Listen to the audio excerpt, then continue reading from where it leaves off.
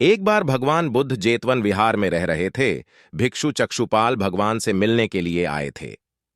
उनके आगमन के साथ उनकी दिनचर्या, व्यवहार और गुणों की चर्चा भी हुई। भिक्षु चक्षुपाल अंधे थे।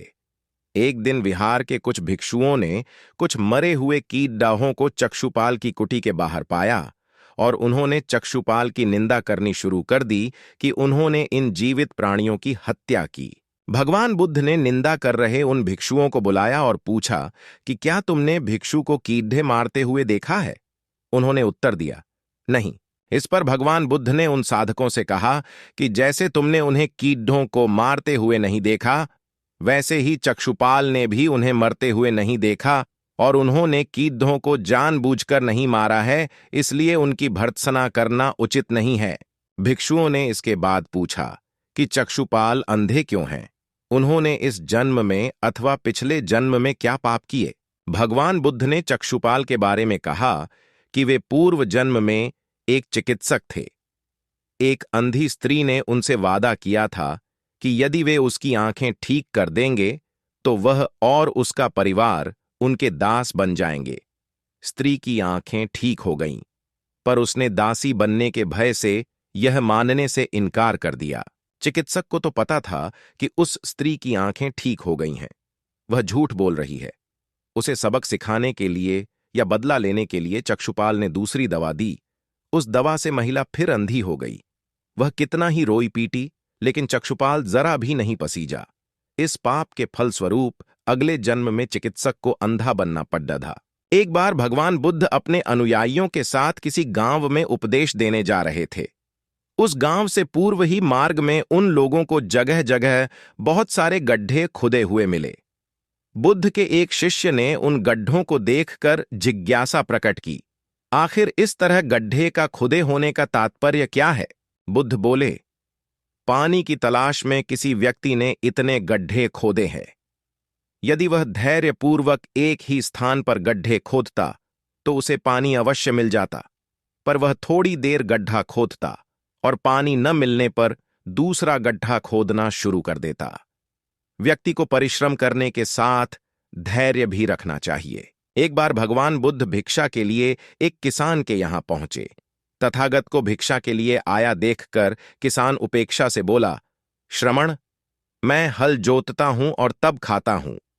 तुम्हें भी हल जोतना और बीज बोना चाहिए और तब खाना खाना चाहिए। बुद्ध ने कहा, महाराज, मैं भी खेती ही करता हूं।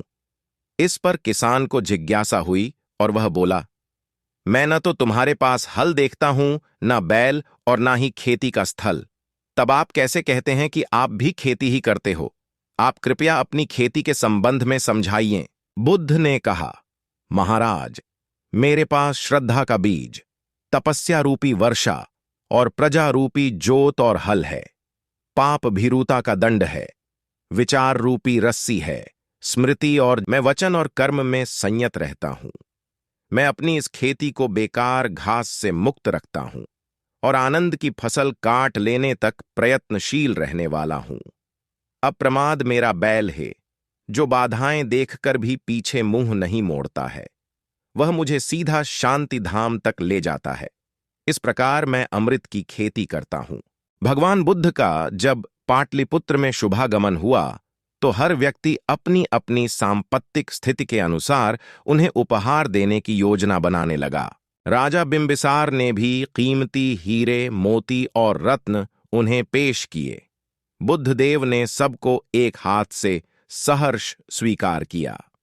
इसके बाद मंत्रियों, सेठों, साहूकारों ने अपने अपने उपहार उन्हें अर्पित किए और बुद्धदेव ने उन सबको एक हाथ से स्वीकार कर लिया। इतने में एक बूढ़िया लाठी टेकते वहां आई। बुद्धदेव को प्रणाम कर वह बोली, भगवन, जिस समय आपके आने का समाचार मुझे मिला उस समय मैं यह अनार खा रही थी। मेरे पास कोई दूसरी चीज न होने के कारण मैं इस अधखाए फल को ही ले आई हूं। यदि आप मेरी इस तुच्छ भेंट स्वीकार करें तो मैं अहो भाग्य समझूंगी। भगवान बुद्ध ने दोनों हाथ सामने कर वह फल ग्रहण की।